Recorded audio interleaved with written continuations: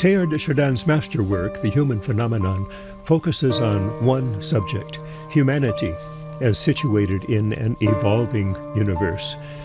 This presentation is inspired by and builds upon Teilhard's essential vision. The first English translation of the book was published in the 1950s under the title The Phenomenon of Man. A new translation from the original French by Sarah Appleton Weber included stylistic and substantive corrections and was published in 2021 under the corrected title The Human Phenomenon. Early in the book, Teilhard notes that there is no such thing as a pure fact. All experience, he says, as soon as we attempt to formulate it, is inevitably caught up in a system of hypotheses.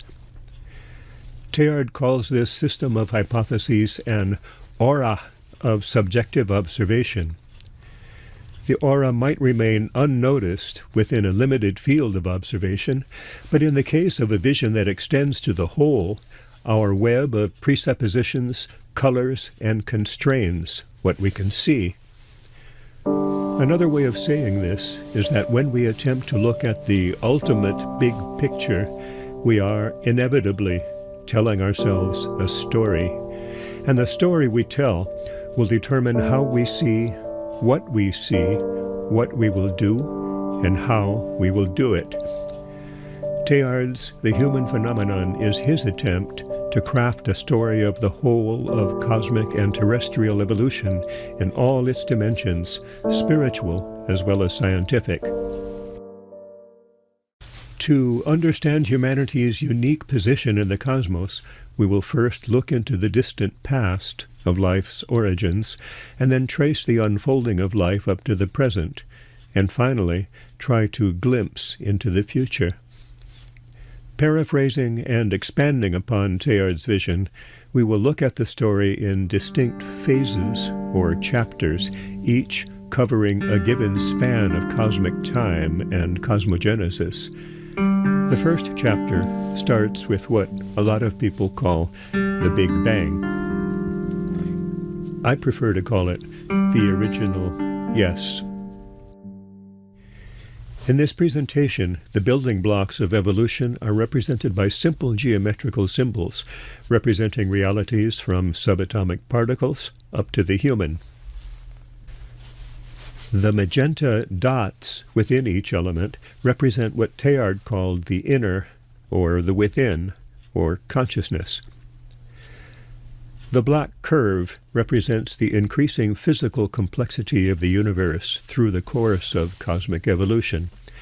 The parallel magenta curve represents the increasing complexity of the within, a dimension of cosmic evolution that is fully as real as the increase of physical complexity.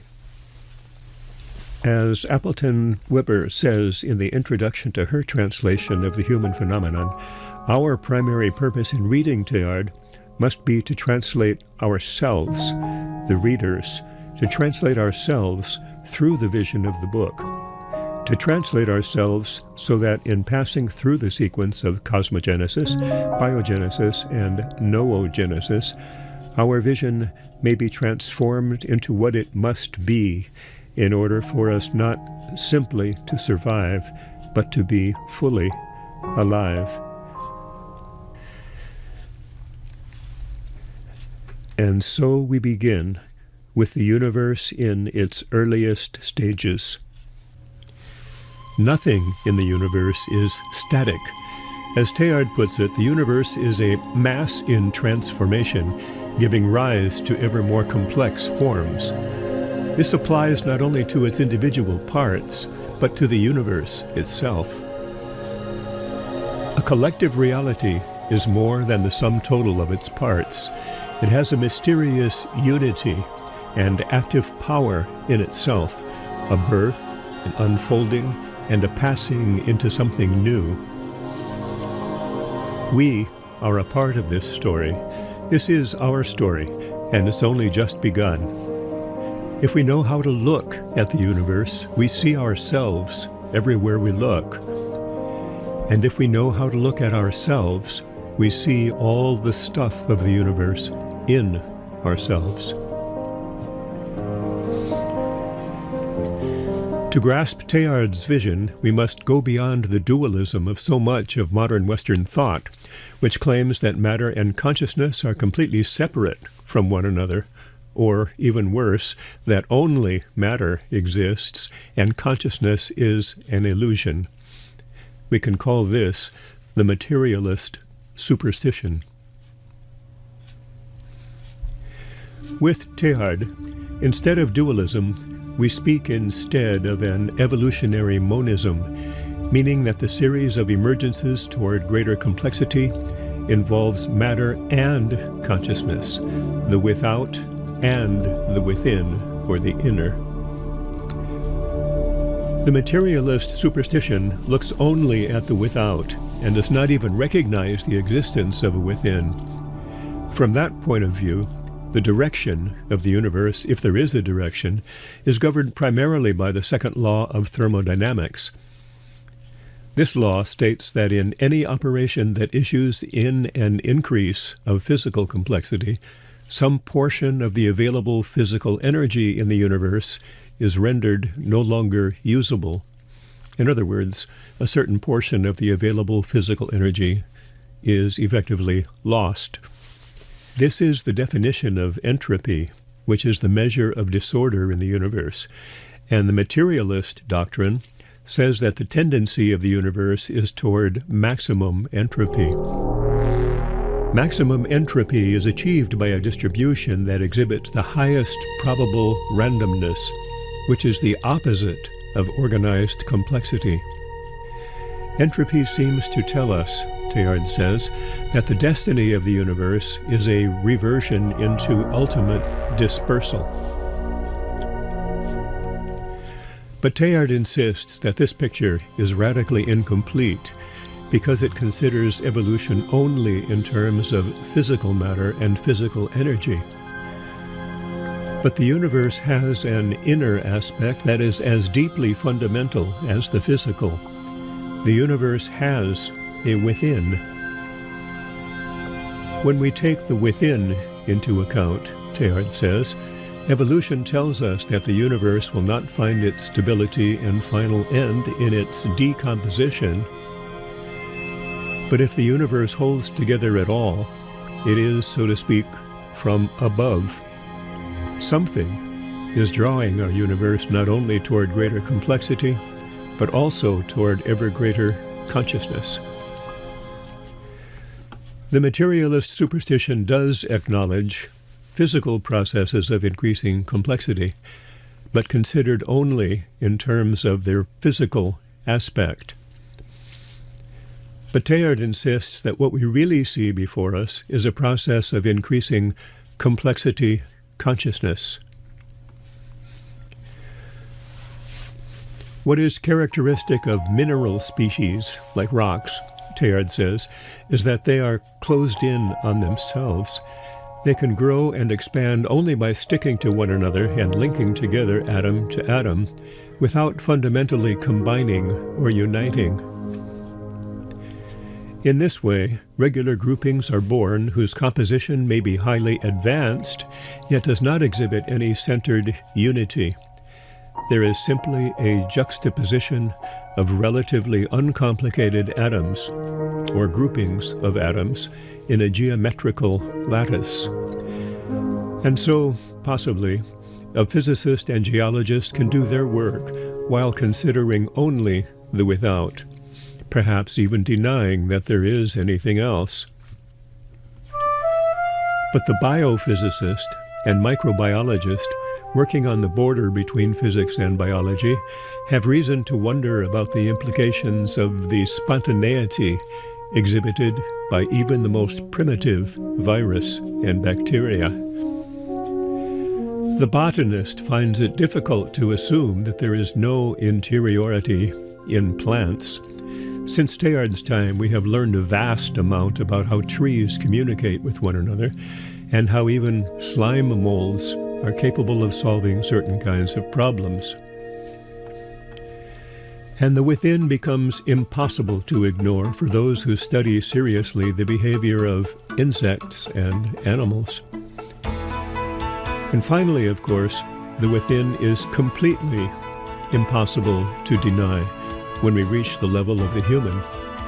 Each of us directly experiences the within, and even the act of denying consciousness would be an act of consciousness. Obviously, the within of elemental matter and the within of a human are not identical. For just as there is an evolution of the without, there is also a continual evolution of the within. So what is the energy that drives this continual evolution? To understand energy in relation to the within and the without, Teilhard identifies two components of energy. First, what he calls tangential energy. This is the external aspect of energy, which links each element with all other elements on the same level of complexity. Tangential energy, which is also to say physical energy, causes elements to group together, to interact, to affect one another in terms of physical laws. But physical interactions are only one dimension of cosmogenesis. Cosmic evolution also involves synthesis and transformation, changes of state, which is to say, emergences. Teilhard uses the term radial energy for the component of energy that links elements center to center in a way that draws them not only to interact, but to undergo changes of state toward ever greater complexity and consciousness. Gravity is an example of tangential energy. In the earliest stages of terrestrial evolution, subatomic particles are drawn together by their tangential energy to interact with other particles. Gradually, physical conditions reach a kind of threshold state, and then, under the influence of the radial component of energy, the particles enter into a process of transformation. And with a sudden change of state, a sudden emergence, a new form of reality appears. The atom. This same process repeats on successive levels of complexity consciousness, gradually giving rise to the first living cells. Since Einstein, we know that matter and energy are two aspects or forms of the same basic reality. Teilhard states further that matter and consciousness, the without and the within, are likewise two aspects of the same basic reality. And this basic reality is not stable and unchanging, but is rather in a constant state of cosmogenesis, or becoming, evolving continually toward greater complexity. The original yes is a continual, ongoing yes. At the very beginning of terrestrial evolution, a great mass of matter stabilized at just the right distance from its mother star to receive moderate radiation. This mass begins to roll in upon itself, to take shape. It coils up within the closed surface of a sphere. There is a proliferation of changes of state, or emergences. As the planet begins to take shape, there is first only a molten metallic sphere in which only the simplest forms of dissociated matter can exist. This is the barosphere. The surface of the barosphere cools to form a thin, rocky skin, the lithosphere. There is further cooling and the emergence of the hydrosphere, the fluid layers of the Earth. Here, water, ammonia, and carbon dioxide gradually combine and group themselves in long chains around the carbon atom, forming ever larger and more complex combinations. Something is about to burst out upon the early Earth, and this something is life.